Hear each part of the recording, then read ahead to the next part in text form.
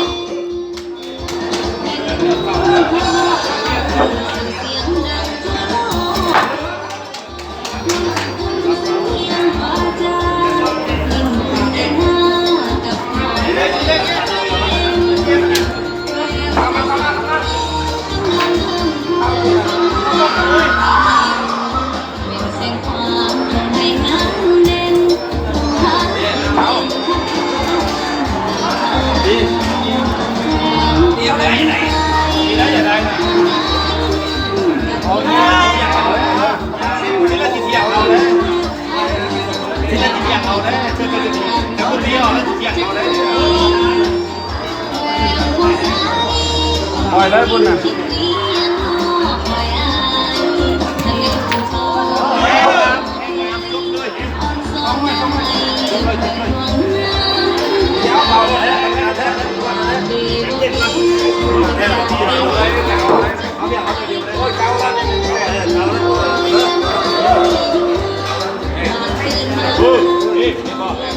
เอาขึ้นไปเดียว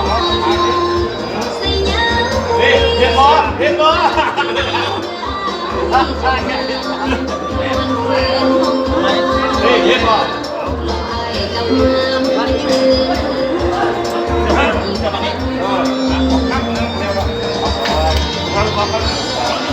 แล้วแต่ละมัดเลยแล้วไปเอง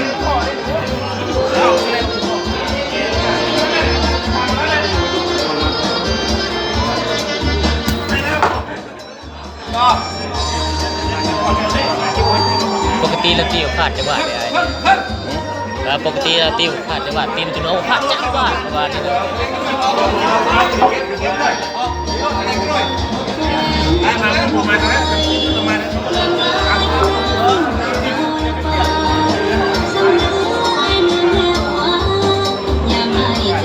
ยกกระสุนอีกนิดนึงเอา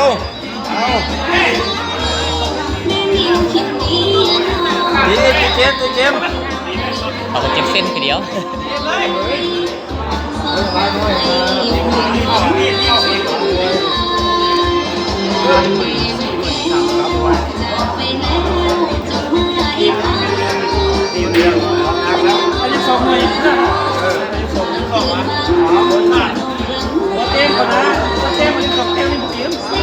ตีเขาเบรกเลยตี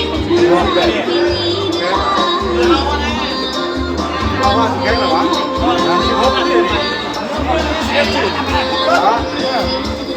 ยัดตามมันลงแบบนั้นก็ยังไม่ดังเนี่ยจะเป็นไรจะห้ามไม่ได้ถูกเข้าแล้วนี่แหละครับนั่นเล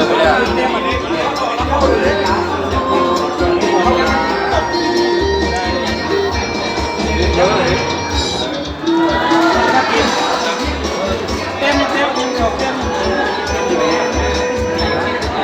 เดี๋ยวเกมข้อเข้าทำจะมับ